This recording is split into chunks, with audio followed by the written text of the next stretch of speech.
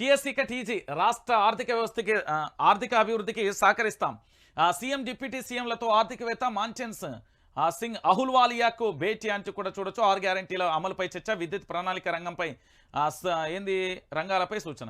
ఇక ఇది ఎట్లా మారిందంటే చాలా బాధాకర విషయం అండి. ఏ ప్రభుత్వం అయితే ఆ ప్రభుత్వం అనుకున్నట్టుగా ఇష్టానుసారంగా ఇట్లా పేర్లు మార్చడం అనేది చాలా బాధాకరమైన విషయం. ఇది శోచనీయం అని కూడా చెప్పడంలో ఎలాంటి డౌట్. ఈ టీఎస్ టీజీ ఇష్టం వచ్చినట్టుగా ఎవ్వరికి వాళ్ళే నెంబర్ ప్లేట్లపై తెలంగాణ స్టేట్ బదులు తెలంగాణగా మార్పు. నేడు రాష్ట్ర మంత్రివర్గ సమావేశం. నీటిపారుదల శాఖపై శ్వేతపత్రం. 200 యూనిట్ల ఉచిత విద్యుత్తో పడే భారం, మార్గదర్శకాలపై చర్చ. ఏముంటుంది? 200 యూనిట్ల విద్యుత్ మీకు ఫ్రీగా కావాలన్నా? 200 యూనిట్ల విద్యుత్ ఫ్రీ ఎలా వస్తుందో తెలుసా? తెల్ల రేషన్ కార్డు ఉన్నదా? తెల్ల రేషన్ కార్డు ఉన్నవారికి మాత్రమే ఉచిత విద్యుత్ వర్తిస్తుంది. గౌరవ ముఖ్యమంత్రి గారు చెప్పిన మాట ఇది, నేను చెప్పిన మాట కాదు.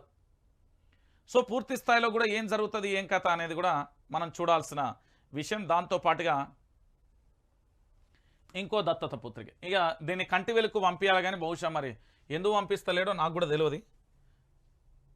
ఇక చూడరి, కాంగ్రెస్ ఎంపీ సీట్ల టికెట్ల కోసం full demand. Khammam MP ticket కోసం అప్లికేషన్ ఇచ్చేందుకు శనివారం గాంధీ భవన్కు ర్యాలీగా వచ్చిన బట్టి విక్రమార్క భార్య నందిని అని కూడా చెప్పిన పరిస్థితి. ఇక చూడరి, పొంగులేటికి తుమ్మలకు సీఎం రేవంత్ రెడ్డికి బాహాటంగానే సవాల్ విసిరింది.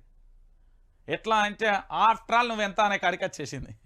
నందిని గారి సవాలు మామూలుగా లేదు. మీరు చూడండి తెలంగాణ ప్రజలారా, ముగిసిన అప్లికేషన్ల ప్రక్రియ. ఖమ్మం టికెట్ కోసం బట్టి విక్రమార్క భార్య నందిని దరఖాస్తు. పెద్దపల్లిలో పోతికి వివేక్ వెంకటస్వామి కుమారుడు గడ్డం వంశకృష్ణ అప్లై. వరంగల్ టికెట్ కోసం మోత్కుపల్లి నరసింహులు. నల్గొండ పోటీకి కోమటిరెడ్డి వెంకటరెడ్డి కూతురు శ్రీనిధి కూడా దరఖాస్తు చేసుకున్నదట. ఇప్పుడు అంటిది కదా గతంలో కుటుంబ పాలన అంటే ఓ అయ్యా మీకు నచ్చినట్టుగా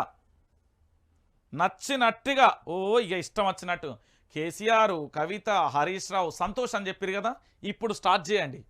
ఏమని అంటే ఇంకొక 4 రోజులు ఈ ఖమ్మం సీట్ల పంచాయతీ నేను వచ్చిన 25వ రోజు 30 రోజులలోనే దీని రిజల్ట్స్ మొత్తం తేటతెల్లం చేసిన. కాంగ్రెస్ పార్టీకి సంబంధించి పార్లమెంట్ స్థానాలలో వారసత్వ రాజకీయాలు ఖచ్చితంగా ఉంటాయి. దీన్ని మీరు చూడాలి. అంగీకరించకపోయినా భవిష్యత్తులో మీరు అంగీకరిస్తారని నేను ఆశిస్తున్నా అన్న.